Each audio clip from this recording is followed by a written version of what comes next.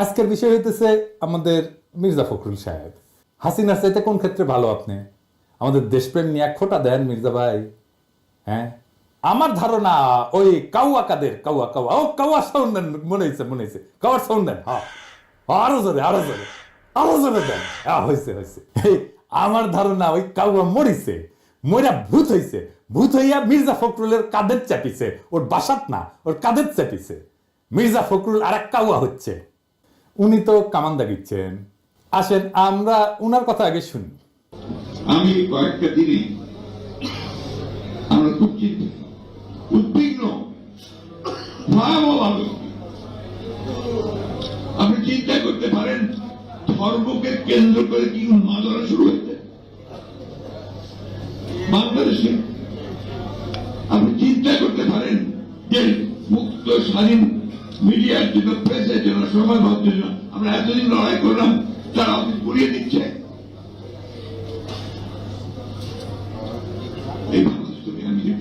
আমিও তো চাই না। উনি বলছেন যে বিএনপি দেশের পরিস্থিতি নিয়ে খুবই চিন্তিত। আচ্ছা, ভয়াবহভাবে উদ্বিগ্ন কেন? উনি বলছেন আপনারা চিন্তা করতে পারেন ধর্মকে কেন্দ্র কইরা কি উন্মাদনা শুরু হয়েছে বাংলাদেশে। আপনি চিন্তা করতে পারেন মুক্ত স্বাধীন মিডিয়ার জন্য, প্রেসের জন্য আমরা এতদিন লড়াই করলাম, তার অফিস পুরাই দিচ্ছে। তাই নাকি মির্জা ভাই? কুটি পুরানো হয়েছে। এই বাংলাদেশ তো দেখতে চাইনি, আমি অন্তত দেখতে চাই না। তাই নাকি মির্জা ভাই? পত্রিকা অফিস কই পুরানো হয়েছে? এই যে ধর্ম নিয়ে উন্মাদনা শুরু হয়েছে, কে করছে? কন না কেন? ইসকনের কথা বলেন না কেন? ইসকন যে একজনের কুপায় মারছে তার কথা বলেন না কেন? ভাসুরের নাম মুখে নিতে লজ্জা লাগে। ওই যে চট্টগ্রামের আইনজীবীরে কুপায় মারলো, কোনো বিবৃতি দিচ্ছেন? দেন নাই। প্রথম আলো ডেইলি স্টার নিয়ে একেবারে দিওয়ানা হয়ে গেছেন। আপনি প্রধান রাজনৈতিক দলের নেতা, আপনি গেছেন চট্টগ্রামে আমাদের নিহত ভাইয়ের জানাজায় গেছেন? যান নাই। তো পত্রিকা অফিস পুরানোর কথা দেখে আমি ভাবলাম যে আমি নিজে ভুল দেখছি কিনা, তাই একটা পোস্ট দিলাম ফেসবুকে, যে এটা প্রায় 12,000 লাইক পড়েছে। কেউ কইল না পত্রিকা অফিসে গত এক সপ্তাহ পুরানো হয়েছে। আপনাকে মির্জা ভাই আবেগ কাজ করেছে, প্রথম আলো যখন আসছে বিবেক কাজ করে নাই। আমাদের দানব হিসাবে উপস্থাপন করবেন। আপনার বন্ধু মতি আলু কয়া দিছে নাকি? নাকি আপনার দলের কেউ কইছে? নাকি আপনি নিজে দেখছেন?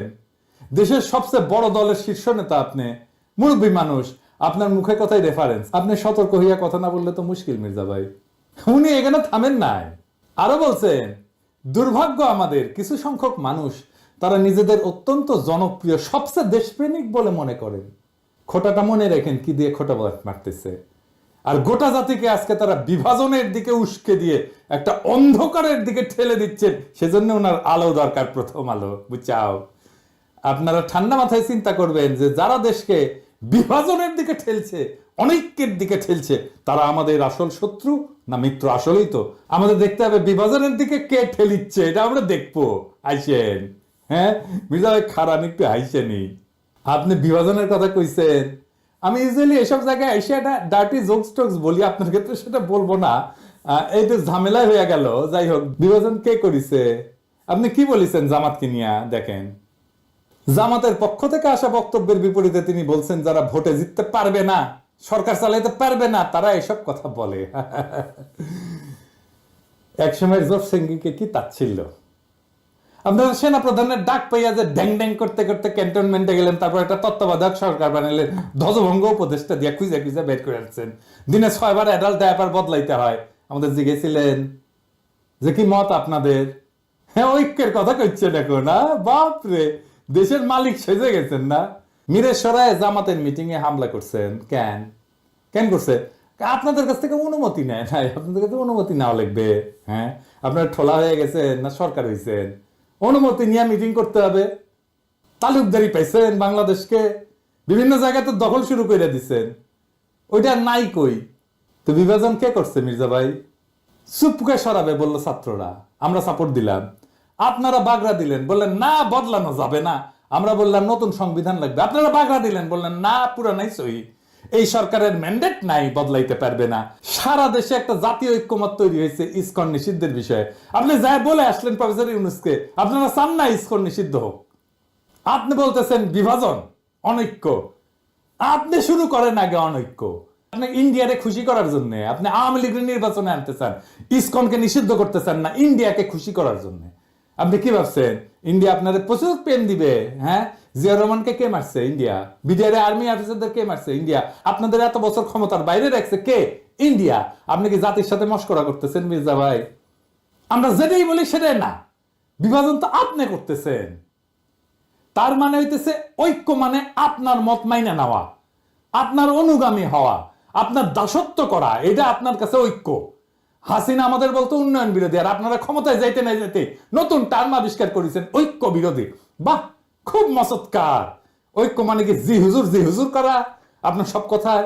আমরা কি আপনার দলের কর্মী যে থাপ্পড় দিবেন সবার সামনে আর আমরা বাবা আহা আহা কর্তা আমাকে থাপ্পড় মারিছে, দেখিস আমাকে কত আদর করে, বাপের মতো শাসন করে, এটা কমো? আপনি কি আসলেই প্রকাশ্যে কাউরে থাপ্পড় মারতে পারেন? না, পারেন না। কোন এথিক্যাল মডার্ন স্ট্যান্ডার্ডে আপনি পারেন না। আপনারা গান্ধী বইলা ট্রল করতো পাবলিকে, জানেন কিনা জানি না। আপনি থাপ্পড় মাইরা সে ট্রল করা বন্ধ করে দিলেন। আপনি দেশের ঐক্যের কথা বাদই দেন, আপনি দলের ভিতরে ঐক্য রাখতে পারছেন? আসেন দেখি। হাসিনা পলানোর পরে আপনার দলের অন্তর্কোন্দলে 19 জন নিহত হয়েছে, আহত হয়েছে 556 জন। আমি গুনছি। এডিটর সাহেব দেখান, একটার পর একটা নিউজ দেখান, দেখান এডিটর সাহেব কতজন নিহত হয়েছে, যোগ কইরা দেখান। মির্জা ভাই, আপনার নিজ দলের লোক তার সহযোদ্ধারে মারছে, প্রত্যেক 5 দিনে একজন মারা গেছে, প্রত্যেক দিন গড়ে 5 জনের বেশি আহত হয়েছে। আপনার নিজ দলে ঐক্য নাই, আপনি দেশের ঐক্য কেমনে কায়েম করবেন? আমাদের অনেকের জন্য দোষ দিতেছেন। আপনার ঐক্য নিয়ে কথা বলার কোনো বিন্দু মাত্র নৈতিক অধিকার আছে? আপনি চুপ্পুকে রাখবেন, হাসিনার সংবিধান রাখবেন, ইসকনকে রাখবেন, ডেইলি স্টার, প্রথম আলোর মতো ভারতের 1 নাম্বার অ্যাসেট বাঁচাইবেন, তার পক্ষ হয়ে আমাদের উপরে ঝাঁপায় পড়বেন, তারপর আবার বলবেন ঐক্য চাই না। তার মানে আমাদের কোনো রাজনীতি থাকবে না, আমাদের আপনার রাজনীতি করতে হবে। শেখ মুজিব যেমন পাহাড়ে যায় বলছিল তোরা সবাই বাঙালি হয়ে যায়, আমাদের কি সবাই বিএনপি বানাবেন আপনি? আমরা তো বিএনপি করবো না। রাজশাহীর যখন পলিটিক্স করতাম, ছাত্র রাজনীতি করতাম, তখন ছাত্র দলের এক নেতা হয়েছিল যে আমরা বিএনপি করি, গল্লিক খাই, গল্লিক। হ্যাঁ, তা আমরা তো গল্লিক খাবো না। আর গল্লিক না খাইলে আপনি কইবেন ঐক্য নষ্ট করতেছি। হাসিনার চাইতে কোন ক্ষেত্রে ভালো আপনি? আমাদের দেশপ্রেম নিয়ে এক খোটা দেন মির্জা ভাই। হ্যাঁ, পিনাকি ভট্টাচার্যের কোনো দেশ নাই, সে রাষ্ট্রহীন রিফিউজি। সারা দুনিয়া আমার দেশ, আমার আলগা কোনো দেশপ্রেম নাই। আমার মাতৃভূমি, মানুষের প্রতি কর্তব্য আছে, সেই কর্তব্য পালন করি। আপনারা মন্ত্রী হবেন, সরকার বানাবেন, আমরা যে জায়গায় ছিলাম সেখানেই থাকবো। আর আমরা যদি আপনাদের মতো ক্ষমতার কাঙ্গাল হইতাম, তাইলে আপনাদের লাঠি ঝাঁটা খায়া হইলেও আপনাদের সাথে এখনো ঘষ্টাঘষ্টি করতাম। আপনারা ক্ষমতার অলিন্দে উঠতে যাইতেছেন, এমন মহেন্দ্রক্ষণে আপনাদের সাথে সম্পর্ক নষ্ট করতাম না। এই বান্দা মানুষের পক্ষে থাকবে, এই বান্দা ক্ষমতার স্টুডেন্ট। আপনারা আপনাদের ঐতিহ্য ধরে রাখছেন। 1975-এর 15ই আগস্টের নায়কদের ওন করেন নাই, তাদেরকে ফাঁসিতে যাইতে দিচ্ছেন, ছায়া ছায়া দেখছেন। দীর্ঘদিনের জোট সঙ্গী ইসলামী দল জামাতের হাত ছেড়ে দিচ্ছেন। 2013-র 5ই মে আপনাদের কথা ছিল না আপনারা মাঠে নামবেন, আলেমরা আপনাদের ভরসায় আইসা বেঘরে মারা গেল, কোনোদিন সরি বলছেন? আমাদের পিঠে ছুরি মারবেন, এটা নতুন কি? হ্যাঁ, আমরা কেউই নিজেদের জনপ্রিয় বলে মনে করি না। আমরা জনতার কণ্ঠস্বর, যে কণ্ঠস্বর আপনারা শুনতে চান না সেই কণ্ঠস্বর। জনতার নেতা বানায়, জনপ্রিয়তা জনতার কাছ থেকে আসে।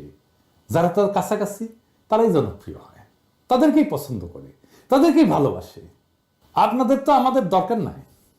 আমরা তো ক্যানন ফোডার, জানেন তো? খরচাযোগ্য মানে জানেন ক্যানন ফোডার এই শব্দটার মানে? এটা একটা সামরিক পরিভাষা।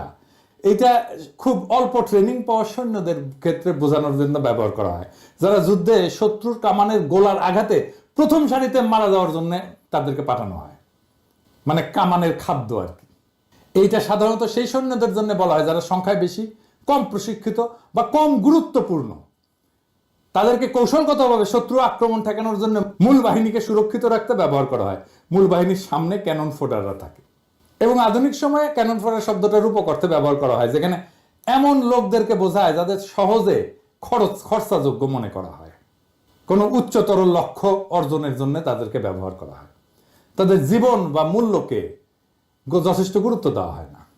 যেমন আপনাদের আন্দোলন সংগ্রামে রক্ত দেওয়ার সময় মাদ্রাসার ছাত্রদের লাগে, গরিব মানুষদের লাগে, গরিব মানুষের পোলাদের লাগে, তারপরে যে ক্ষমতায় বসেন আপনারা এলিটেরা, ওরা ক্যানন ফোডার, আপনার ক্ষমতায় যাওয়ার সিঁড়ি। আপনাদের প্রথম আলো আছে, ডেইলি স্টার আছে, মোদির ভারত আছে, বাইডেনের আমেরিকা আছে। আমরা কোন হরিদাস পাল? আমরা সেই প্রথম সারির সৈনিক। আমরা নির্বাসনে থাকব, আমরা মইরা গিয়া আপনার ক্ষমতায় যাওয়ার সিঁড়ি তৈরি করে দিব, রাত নাই দিন নাই অ্যাক্টিভিজম করব, তারপরে আমাদেরকে পিঠে ছুরি মেয়েরা আপনারা তার উপর দিয়ে যে সিংহাসনে বসবেন। আপনাদের লজ্জা হইল না নবাবের আমন্ত্রণে যে লড়াইয়ের সাথীদের বিরুদ্ধে কথা বলতে? নবাব মানে সংবাদপত্র মালিকদের সংগঠন, এর প্রেসিডেন্টকে জানেন? সেই দুর্বৃত্ত ব্যবসায়ী একে আজাদ। এডিটর সাহেব দেখান তার ভিডিও। প্রথমত আমি তোমাকে চাই, শেষ পর্যন্ত তোমাকে চাই, আবার দেখান। মাননীয় প্রধানমন্ত্রী, আমরা উন্নয়নশীল দেশ থেকে মধ্যম আয়ের দেশে উন্নীত হতে যাচ্ছি। অনেক অসম্ভব আপনি সম্ভব করেছেন। ব্যবসায়ীরা নিরাপদে ব্যবসা করতে পারছেন। আপনি রাজনীতিক স্থিতিশীলতা এনেছেন। স্থিতিশীলতাই সমৃদ্ধি ও শান্তি আনে। এই জন্যই বলি শেখ হাসিনার সরকার বারবার দরকার। তাই শিল্পী কবির সুমনের জনপ্রিয় গানের ভাষায় বলতে চাই, প্রথমত আমি তোমাকে চাই, শেষ পর্যন্ত আমি তোমাকে চাই, ভীষণ অসম্ভবও তোমাকে চাই। জয় বাংলা, জয় বঙ্গবন্ধু। এর আমন্ত্রণে যে এক কথা বলে রাজনৈতিক দলের লোকেরা। নবাবের মিটিং এ তো আপনাদের যা প্রশ্ন করা উচিত ছিল যে ফ্যাসিবাদের সময় অধিকাংশ গণমাধ্যম মালিক খুনি হাসিনা সরকারের পক্ষ নিছে, এই বিষয়ে নবাবের বক্তব্য কি? আপনাদের তো প্রশ্ন করা উচিত ছিল হাসিনার দুঃশাসনে বন্ধ করে দেওয়া পত্র পত্রিকা টেলিভিশন চ্যানেলগুলোর ক্ষেত্রে তখন নবাবের ভূমিকা কি ছিল? আমার দেশ বন্ধ হয় নাই? সংগ্রামের সম্পাদককে তার অফিস থেকে টাইনা নিয়ে আসে মাইরা পুলিশে দিয়ে দেওয়া হয় নাই? কেন তারা এ নিয়ে প্রতিবাদ করেনি? সেই নীরবতা ফ্যাসিস্ট সরকারকে সমর্থন জানানো না? দিগন্ত টেলিভিশন বন্ধ হয় নাই? বেশিরভাগ গণমাধ্যম মালিক সাংবাদিকতার পেশার সাথে সরাসরি জড়িত না, কিন্তু মালিক বইনে বসছে। তারা বছরের পর বছর লোকসানের অজুহাত দেখায় সাংবাদিক এবং সংবাদ কর্মীদের ন্যায্য মজুরি এবং প্রাপ্য সুবিধা থেকে বঞ্চিত করে।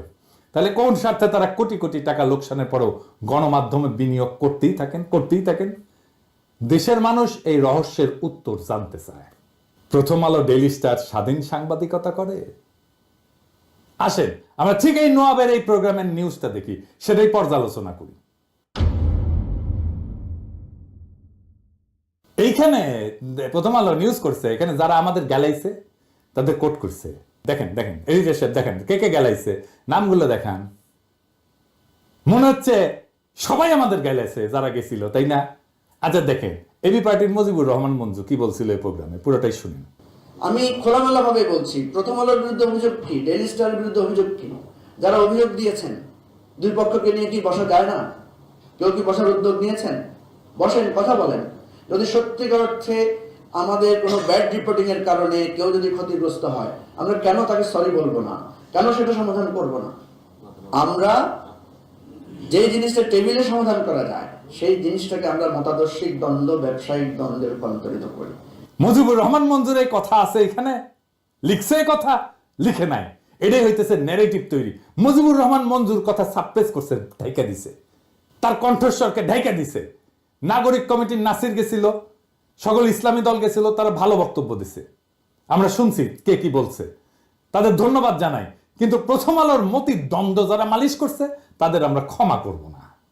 মির্জা ভাই ওবায়দুল কাসের বলছিল না যে পালাবো না, দরকার হইলে মির্জা ফখরুল সাহেবের বাসায় যে উঠবো, ঠাকুর গায়ে একটা বাসা আছে না? এডিটর সাহেব শোনানো দেয়। পালাবো না, কোথায় পালাবো? পালাবো না, প্রয়োজনে ফখরুল সাহেবের বাসায় গিয়ে উঠবো। কি জায়গা দেবেন? না হলে ঠাকুর গায়ের বাড়ি আছে, ওই বাড়িতে গিয়ে উঠবো। আমার ধারণা ওই কাউয়া কাদের কাউয়া সাউন্ড দেন, মনে হয়েছে কাউয়ার সাউন্ড দেন। হ্যাঁ আরো জোরে দেন। হয়েছে। আমার ধারণা ওই কাউয়া মরা ভূত হইয়া মির্জা ফখরুলের কাদের চাপিছে, ওর বাসাত না, ওর কাদের চাপিছে। মির্জা ফখরুল আর এক কাউয়া হচ্ছে। ফাইনালি বিএনপি বলি, আপনারা তো ক্ষমতা নেবেন তাই না? ক্ষমতা যাবেন সে আশাত আছেন। আমরা বিজনেসে একটা অ্যানালাইসিস করি, হ্যাঁ, ভুকা বলে, ভুকা, BUCA, মানে জানেন? জানেন না? আচ্ছা, ভুকা হইতেছে এটা একটা মডেল আর কি, হ্যাঁ। সেটা হইতেছে যে যে কোনো প্রতিষ্ঠান বা যে কোনো কার্যক্রম পরিচালনার ক্ষেত্রটা অস্থিতিশীল এবং সবসময় জটিল পরিবেশের মধ্যে থাকে। ভুগা শব্দটা হচ্ছে একটা বিশেষ বৈশিষ্ট্যের প্রতিনিধিত্ব করে আর কি। ভিতে হচ্ছে ভোলাটিলিটি, অস্থিতিশীলতা। ইউতে হইতেছে আনসার্টেনিটি, মানে অনিশ্চয়তা, ভবিষ্যতের ঘটনা বা ফলাফল সম্পর্কে অস্পষ্টতা। সিতে হচ্ছে কমপ্লেক্সিটি, মানে জটিলতা, আমরা তো জানি। আর এতে হচ্ছে অ্যাম্বিগুইটি। এটার অ্যাম্বিগুইটির বাংলাটা হইতেছে এটা এমন একটা পরিস্থিতি যেখানে যে তথ্য আমরা পাইছি এটা অসম্পূর্ণ এবং বিভ্রান্তিকর, ফলে সঠিক সিদ্ধান্ত নেওয়া কঠিন হয়। তো যে কোনো বিজনেসে ভুকা অ্যানালাইসিসটা করতে হয়, তাছাড়া পরিবর্তনশীল পরিবেশে টিকে থাকা যায় না, দ্রুত এবং কার্যকর সিদ্ধান্ত গ্রহণ করা যায় না। এটা ছাড়া নেতৃত্বের যে দক্ষতা এটা উন্নত করা যায় না। এই ভুকা অ্যানালাইসিসটা ঝুঁকি পরিচালনা এবং সুযোগ সৃষ্টিতে সাহায্য করে।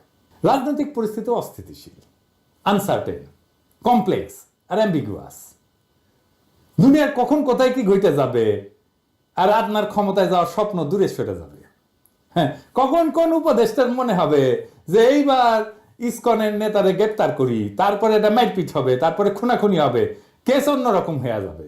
আমি অনেক আগে থেকে বলতেছি প্রফেসর ইউনূসের সরকার ফেল করার রাস্তায় হাঁটতেছে, বলি না? আপনাদের স্বপ্ন কিন্তু স্বপ্নদোষ হয়ে যাইতে পারে, খুব খেয়াল। তবে আপনারা প্রথম আলো নিয়ে যা করছেন, প্রথম আলোর পাশে দাঁড়াইছেন এবং আমাদের পিঠে ছুরি মারছেন, সেই জন্য আপনাদের সাথে কোনো রাজনৈতিক সম্পর্ক আর সম্ভব না। আমি প্রথম আলো ডেইলি স্টারের সাথে যারা লটকালটকি করে তাদেরকে এলাই বা সহযোদ্ধা মনে করি না, তাই গুড লাক। আমার দর্শকদের বলি, ভয় পাবেন না, দেশের সামনে সংকট আছে, কিন্তু আমরা একসাথে পাহাড়ের মতো অটল দাঁড়ায় থাকবো মাতৃভূমির রক্ষায়। ফ্যাসিবাদ কোনো রাজনৈতিক দল তাড়ায় নাই, ছাত্র জনতা তাড়াইছে। রাজনৈতিক দল ঈদের পরের আন্দোলন দিয়া আমাদের একের পর এক বছর কাইরা নিছে। এই ছাত্র জনতা দেশকে রক্ষা করবে। রাজনৈতিক দলের কাছে দেশের নিজের ভাগ্যকে আমরা বন্ধক দেব না। নির্ভয়ে থাকেন, জিন্দা থাকতে দেশের কোনো ক্ষতি হইতে দেব না। জিন্দা থাকতে বাংলাদেশে আওয়ামী লীগকে পুনর্বাসিত হইতে দেব না।